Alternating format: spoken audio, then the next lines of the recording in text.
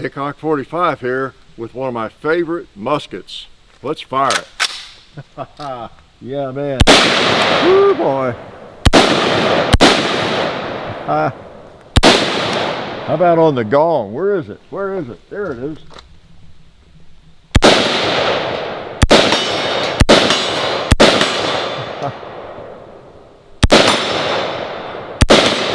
Nice, nice. Yep, it's one of my very favorite muskets that does not use black powder, right? You think it should? Is it that old? Well, you know what we're doing here. We're doing an anniversary. It's a 40-year anniversary. Yes, these firearms have been around for 40 years.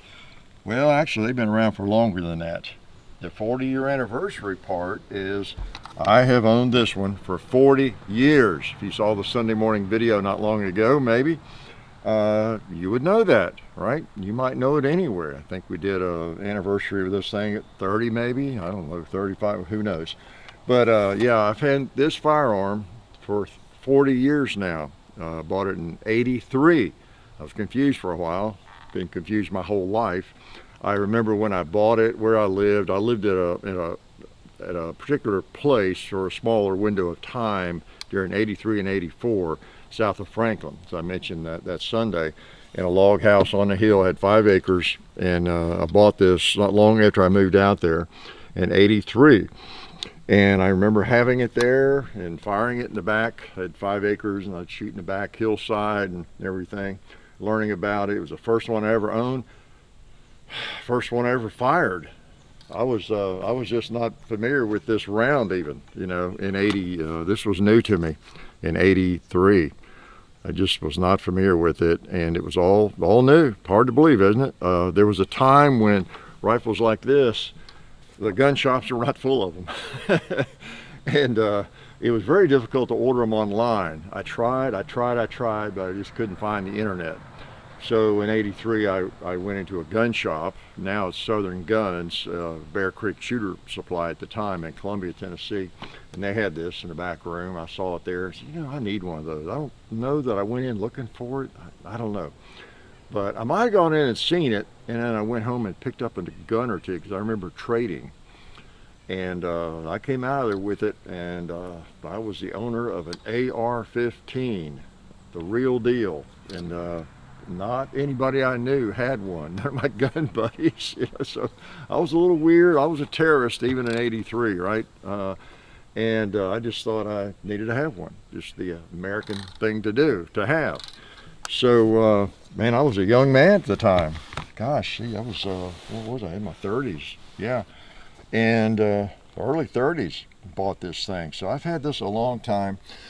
Now, the usual comments always come up. It's an A2, says right on the side. Yeah, A2, AR-15 A2, but it's a transition gun. It had a brown label on the box. I've still got the box, I think, and indicating it was a transition gun because it has obviously it's a lot of A1 stuff here, or pre-A1.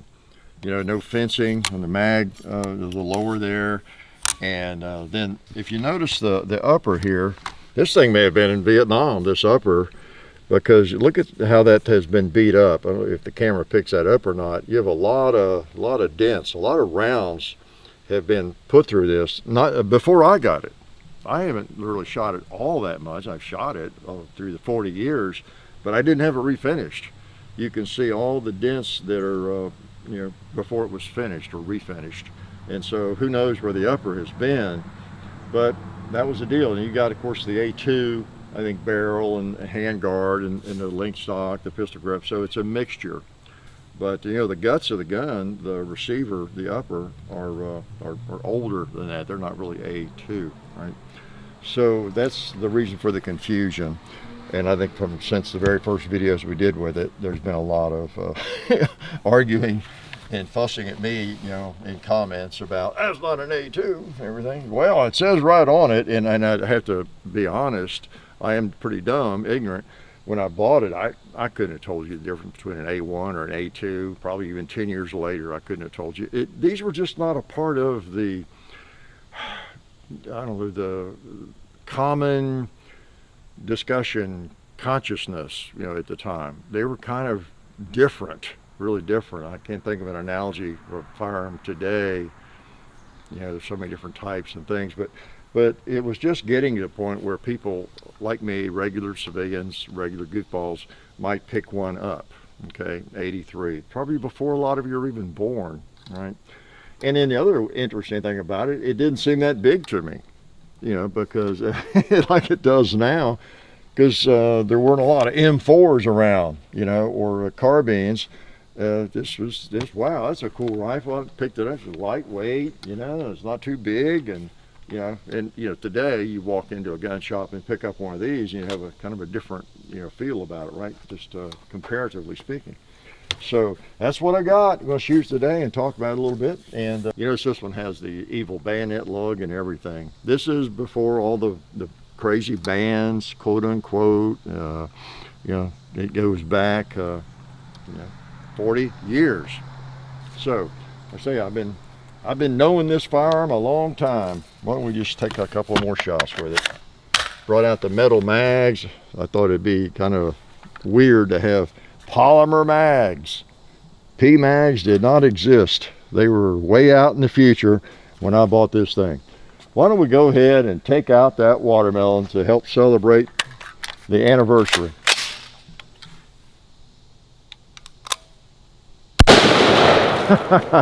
That's a pretty good celebration right there. Yep, got that watermelon just for the occasion.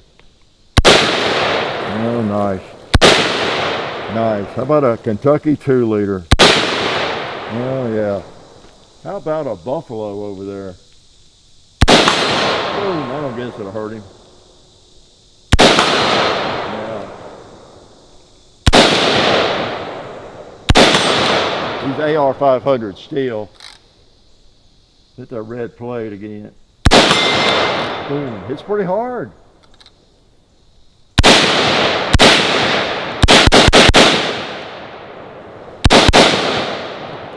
Still shoots great. Now I have not done anything to this one.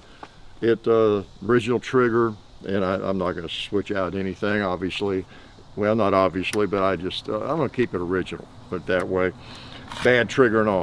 It's not horrible, but you know, nothing like what you get on a nice AR these days. And the only modification I did make was today. I painted the front sight. I've been meaning to do it for a long time. So I painted the front sight, and hopefully that still keeps it original. What do you think? Yeah. Man, 83. You know, my dad's been gone almost 30 years now. He has fired this rifle, for example. Yeah. And I've talked about that before. It's kind of neat to have a firearm or anything that you enjoy for a long length of time, and you know, and then still works, piece of machinery, whatever it might be. And that's kind of the reason I have some of these other firearms. Somebody think, well, okay, now what are these firearms? What do they have to do with the AR-15? Well, I just brought these out. I was thinking, okay, when I lived in that little log house those years and I bought this AR, what else did I have in terms of firearms? Because it was 40 years ago. I didn't have as many firearms as I have now. What were my favorite firearms that I remember actually shooting there in the back behind the house and having there? Well, of course, I had my Model 29 because I bought it 49 years ago. So this exact firearm, I remember shooting it back there. I had set up a little range, a couple of steel targets, but I actually bought 4x4s, cut them off about this tall, I remember, and painted them white, spray painted so you could see them, just fence posts, and I'd stand them up back there and knock them over with this and kind of things, kind of fun. And I had Browning High Power at the time, my first Browning High Power I still had when I lived there. I remember that. I remember that being, and it was a firearm I carried some when it was legal, and I would take on the road with me some. And it was a newer, this is an older one, but I just remember liking that High Power because it feels so good in your hand. And at that time, that was the best feeling pistol that I owned. So I remember enjoying that out behind the house and shooting it. And then I also had a Series 70 1911, okay, that I bought new, a Colt like this one. Except this one's not exact. This is a pre-Series 70. It's 1969. Yeah, pretty smart, aren't they? That is pre-70. But it was the same gun essentially. And I remember having that, and I'd had it a while. Bought that in, I don't know, mid-70s or something. And so I'd had that a long time. And that was a key firearm. That was one of my go-to. That was my go-to handgun when I lived there. Yep. Okay, and I had the AR. And I actually had the Uzi when I lived there for a while. So that's the reason I brought those out. So it's a little bit of an era for me. You know, these firearms were some key firearms that I owned during that period of time in the early 80s, mid 80s, and even later 80s. And when I traded off the high power, actually after I moved out here. So I had it for several years. The 1911 I kept, well, all three of them I actually had for a good while, but the 29 is the only one I still have. So, also want to thank all Kydex concealment holsters you can ever find for belt, pocket, purse, you name it. Check them out. We really appreciate their support too. Okay, you want me to shoot it again? I don't want to overshoot it. I don't want to get it too hot. You know, I really haven't taken this thing out and just like worn it out ever. So it really is in good shape. The rifling, the barrel, it's just not had that many rounds through it. I have fired it, oh, I guess you could say regularly, but never just extensively when I get it out, okay? I've always taken pretty good care of it. It's, you know, it's a little cream puff actually. You know, if it was one, I would never sell it, but it's, you know, it would be a highly desirable collectible for somebody who's never even owned it. You know, for me, it's collectible because it's so personal. I've had it so long, and it's been a friend for so long. But these things now, for a while, we looked at these as junk. You know, when the ARs started evolving and becoming more convenient and shorter and different things, we look at one of the, who'd want that thing? That's the old junkers, you know, big old long things on it. But now they're collectible, aren't they? And I don't even know what they're selling for now, but it's probably 2,000 or 3,000 or more. So this is a really nice rifle in a lot of ways. It's nice because I've kept it in good condition, and it's very nice because it is collectible. It's a bit of an antique, and you know, just a nostalgic old gun. Good shape. I'm not refinished or anything. Like I say, you can tell that upper has been around because, you know, Colt during those transition years, they you know, they who knows where they got all the parts, you know, from the military, got them back in and refurbished them and put them back together in different configurations and whatever. And so there's history probably with that upper that we don't even know about, right? Because, you know, the other thing, 83, because that thing has had a lot of use, that upper. Not that many people had them, so it was probably a military, I guess, you know, and maybe on the firing range or overseas or wherever. But there just weren't that many people. That's hard to imagine for most of you or many of you, that there was a time when these were just not that popular and not that common. Like I say, I didn't know anybody had one. Now maybe that's because I just didn't know anybody.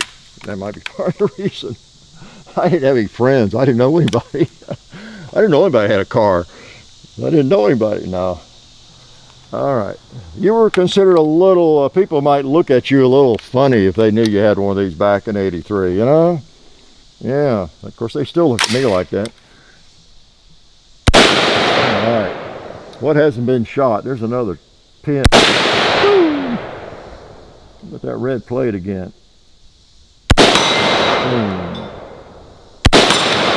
Nice.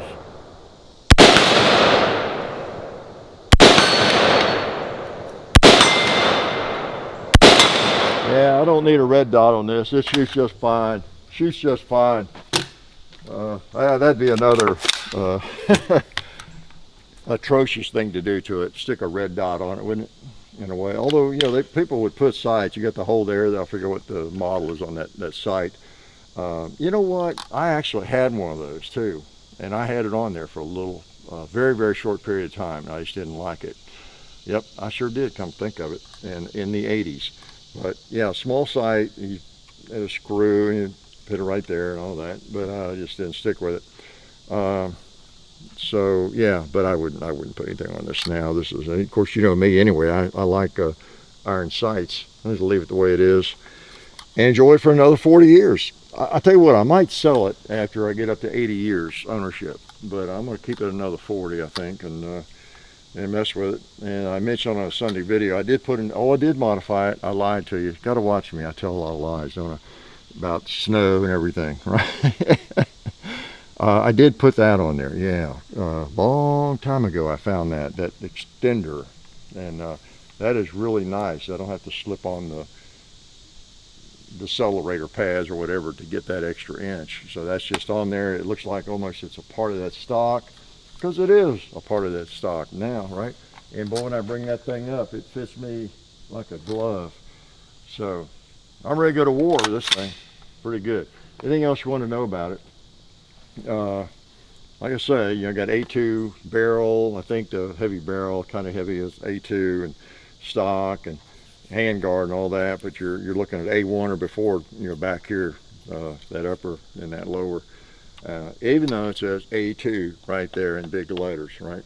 John and I were looking at it pretty closely. We're kind of thinking, okay, they probably had a lot of these lowers they just hadn't stamped yet or finished maybe. I don't know. In these transition periods, it's hard to know, because the lower doesn't appear to have had wear. And of course it's stamped A2, you know, and Sporter 2 and all that. So I don't know, it may have been made new at that time. They were still using the old molds or whatever, or just had a lot of them around. The upper, again, does look like it's been around a while and had some history. So, historical firearm. I'll shoot it one more time, and I'm going to get you out of here. Let's get back to pizza, right? So, 40-year anniversary.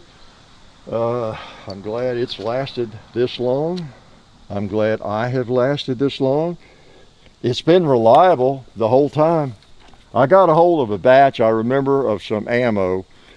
First moved out here, so it had been like 86 or 87. And I remember coming out to the range and shooting it, and every round or every other round would malfunction and get hung up and all this stuff. And I realized the bullets were coming out of the cases and powder was spilling, all kind of weird stuff. Not to slam the Canadian, I just remember it was, I don't know how I know it, but I remember it being Canadian ammo. Could have been from anywhere. But I just got a batch of some bad ammo. And that's the only time I recall having trouble with it. All right.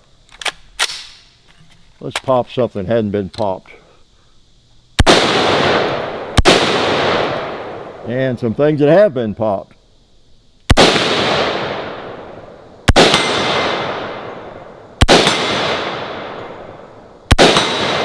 Sweet, sweet. And we might as well wrap up on the gong.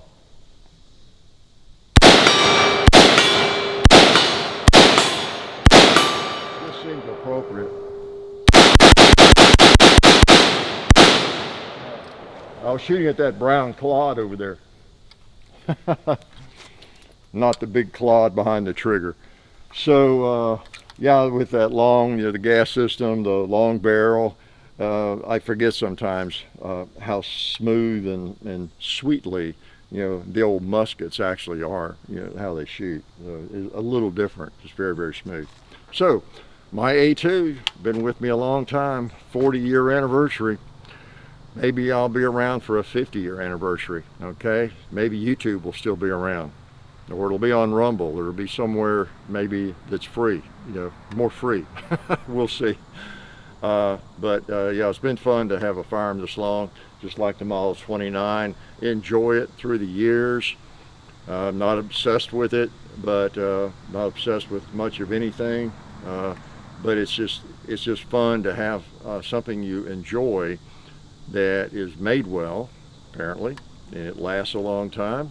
You get enjoyment out of it, you get good use out of it, and you know, it's just doesn't deteriorate, you know, like our cars do generally, or the tires on your car or whatever. Take care of a firearm and it'll last a long time. It's a lesson for you young people. Take care of your toys and your tools and they will serve you well. Life is good. Oh yeah, that's better. This is a great gun for defense. Oh hey, didn't see you guys there. While I've got you here, I want to remind you of our friends over at Talon Grips and Ballistol. Talon Grips makes grips, can you believe it, for all different types of firearms. You can get rough texture or more of a rubberized texture. Just sticks right on there. really affordable, really cool option to improve the grip for your handguns or rifles. So please check them out at talongungrips.com. You'll be glad you did. And also Ballistol. Dad has been using Ballistol for many years. It's a cleaner and a lubricant, and it's non-toxic. It works really great, and we're happy to have them on board since it's been a part of our shooting endeavor for a very long time. So go to ballistol.com, talongungrips.com. And also, while you're out there, I'm juggling all these things here. Also, while you're on the internet, please do check out our other social media like Hickok45 on Facebook.